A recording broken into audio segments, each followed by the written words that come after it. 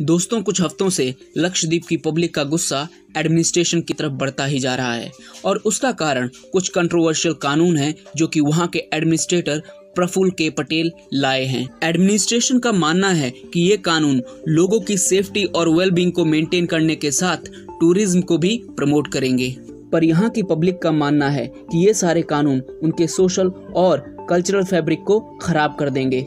ये 6 कंट्रोवर्शियल कानून हैं। Number 1, cow slaughter and beef. Number 2, 2 child policy. Number 3, serving liquor to tourist. Number 4, land acquisition powers.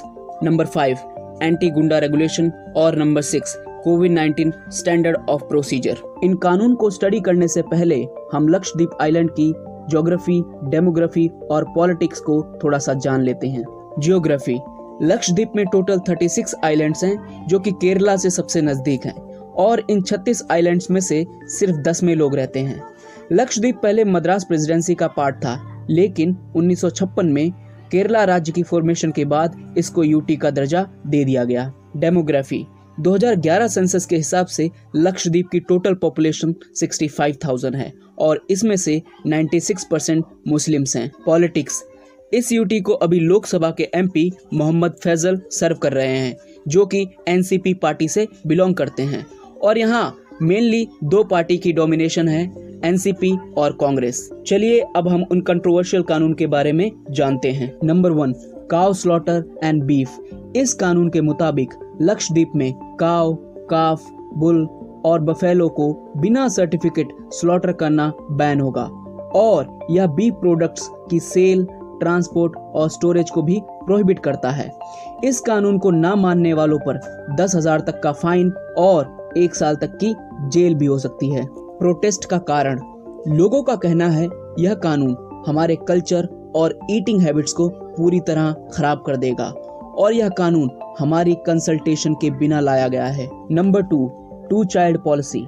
Draft panchayat regulation act 2021 के अंतर्गत यहाँ की एडमिनिस्ट्रेशन उन लोगों को ग्राम पंचायत का मेंबर बनने से रोकना चाहती है जिसके 2 से ज्यादा बच्चे हैं, लेकिन यह कानून उन लोगों पर लागू नहीं होता जिसके 2 से ज्यादा बच्चे इस कानून के लाने से पहले ही हैं। लेकिन यहाँ के लोग प्रोटेस्ट के जरिए इन कानून को लाने का मकसद पूछ रहे हैं और इस प्रोटेस्ट को एनसीपी और कांग्रेस भी सपोर्ट कर रही हैं। Number 3, serving liquor to tourist. इस कानून के जरिए आइलैंड के इनहेबिटेड रिसोर्ट्स में लिकर सर्व करी जा सकेगी। वर्तमान में लक्षद्वीप के जिन आइलैंड्स में लोग रहते हैं वहां लिकर बैंड है। एडमिनिस्ट्रेशन का कहना है कि लिकर सिर्फ रिसोर्ट्स के टूरिस्ट को दी जाएगी, लोकल्स को नहीं। यहाँ के लोगों का कहना है कि लक्षद्वीप में लिकर ऑलमोस्ट प्रोहिबिट थी, पर यह कानून आने के बाद लिकर की सेल्स बढ़ जाएगी। Number 4, land acquisition powers. यहाँ की एडमिनिस्ट्रेशन एक ड्राफ्ट लेकर आई है जिसे लक्षद्वीप डेवलपमेंट अथॉरिटी रेगुलेशन का नाम दिया गया है। इस कानून की मदद से आइलैंड्स में टाउन डेवलप करने के लिए लैंड को जल्दी एक्वायर करने में मदद मिलेगी। यह कानून प्लानिंग एरियाज और constitution of planning and authority के बारे में बात करता है जो कि लार्ज प्रोजेक्ट्स के लिए लैंड यूज मैप और रजिस्टर को प्रिपेयर करेंगे। यहाँ के लोग यह कहकर प्रोटेस्ट कर रहे हैं कि यह कानून उनकी कंसल्टेशन के बिना लाया गया है और उनका कहना है कि लार्ज इंफ्रास्ट्रक्चर प्रोजेक्ट्स वहाँ के पर्यावरण को नष्ट कर देंगे क्योंकि यह कानून एडमिनिस्ट्रेशन को पावर देता है कि वो एसटी रेजिडेंट्स की स्मॉल होल्डिंग्स को रिमूव कर सकते हैं। Number 5, anti goonda regulation. The draft Lakshadweep prevention of anti social activities regulation authorities को पावर देता है कि वह किसी भी इंसान जो कि पब्लिक ऑर्डर को खराब करने की कोशिश करता है उसको 6 महीने से लेकर 1 साल तक के लिए डिटेन कर सकती है, वो भी बिना लीगल रिप्रेजेंटेशन के।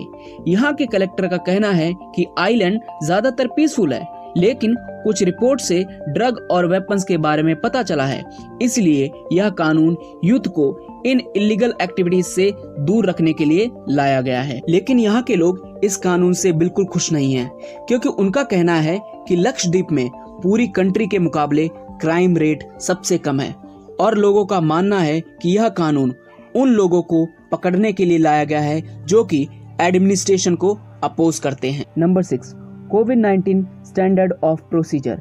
कड़े क्वारंटाइन और टेस्टिंग गाइडलाइंस की वजह से पूरे 1 साल से लक्षद्वीप ने कोई भी कोरोना का मरीज नहीं देखा था। लेकिन पिछले दिसंबर में कोविड-19 की एसओपी गाइडलाइंस को डाइल्यूट कर दिया गया था। पहले ट्रैवलर्स को लक्षद्वीप में ट्रैवल करने से पहले कोची और लक्षद्वीप में कंपलसरी क्वारंटाइन रहना पड़ता था, लेकिन अब जिसकी आरटी-पीसीआर 24 घंटे में रिपोर्ट नेगेटिव है उसको फ्रीली लक्षद्वीप में ट्रैवल करने के लिए अलाउ कर दिया गया है। एडमिनिस्ट्रेशन का कहना है कि हमने ये गाइडलाइंस होम मिनिस्ट्री के अनुसार ही जारी करी हैं। इस कानून की वजह से लक्षद्वीप ग्रीन जोन का टैग खो चुका है, क्योंकि मई 28 तक लक्षद्वीप में 7,300 कोविड केसेस और 28 डेथ्स रिपोर्ट की गई हैं। यहाँ के लोगों का कहना है कि यह एडमिनिस्ट्रेशन की मिसमैनेजमेंट का ही नतीजा है।